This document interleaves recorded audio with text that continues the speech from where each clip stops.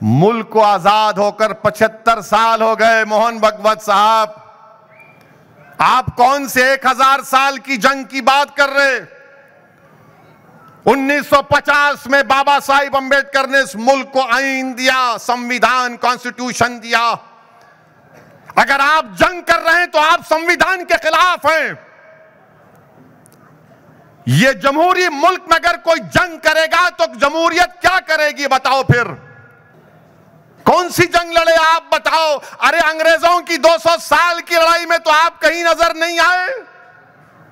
तुर्रेबाज खान नजर आया हैदराबाद में, मौलवी इस्माइल नजर आए, आरएसएस तो नजर नहीं आई थी ना।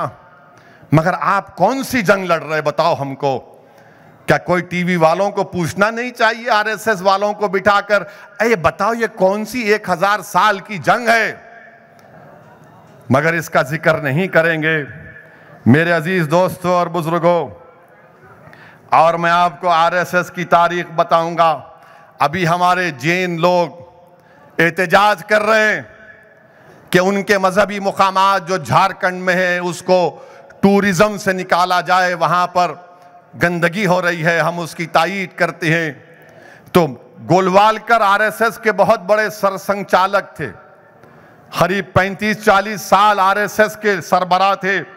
उन्होंने ऑर्गेनाइजर मैगजीन 10 जून 1963 में हमारे जैन और बुद्धिस्ट भाइयों के बारे में क्या कहा? अंग्रेजी में कहा कि so far as Jains and Buddhist are concerned, they have never made any contribution to the soil and political thought as such. We have never inherited any अर्थशास्त्रास, यानी अर्थशास्त्र का मतलब माशियात का इल्म और सियासत का इल्म, एंड धर्मशास्त्रास फ्रॉम देम। यह आपकी मोहब्बत है जैन और बुद्धिज्म से। और फिर मोहन भागवत साहब, आप हमको दर्श दे रहे, जरा ये तो बताओ कि महात्मा गांधी के कत्ल के बाद जब आरएसएस पर बैन पड़ा और जब बैन उठा तो क्या आरएसएस को यह मजबूर नहीं किया गया था कि तुमको तिरंगे को मानना पड़ेगा, अंबेडकर के बनाए हुए आईन को, संविधान को मानना पड़ेगा? बोलो आरएसएस वालों। इनको बोलना पड़ा कि ये बैन उसी वक्त उठेगा। और ये कौन बोला?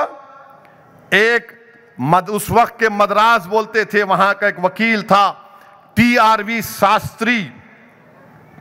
13 जुलाई 1949 हिंदू का अखबार है जिसमें TRV शास्त्री ने जिक्र किया कि आरएसएस को तिरंगे को एक्सेप्ट करना पड़ा, संविधान से अपनी वफादारी को दिखाना पड़ा और संविधान को रेस्पेक्ट करना पड़ा। और हम मोहन भागवत से यह पूछना चाह रहे हैं, मोहन भागवत साहब ये बताइए कि 1931 में इटली में मुसोलिनी से जाकर BS मुंजी मिलते हैं तो क्या मुसोलिनी के साथ बैठकर पिज्जा खा रहे थे? क्यों मिले मुसोलिनी से, जो हिटलर के साथ मिलकर दूसरी जंग अजीम का जिम्मेदार था? फिस्ताई ताकतों का सरबराह था मुसोलिनी। मुंजी कौन थे बोलो आरएसएस वालों? क्या मुंजी नहीं मिले जाकर मुसोलिनी से? बताओ, इसका जिक्र करो। वो भी नहीं बोलेंगे। और गोलवालकर की किताब है, पढ़ो नौजवानों, पढ़ो नौजवानों, बंच ऑफ थॉट्स।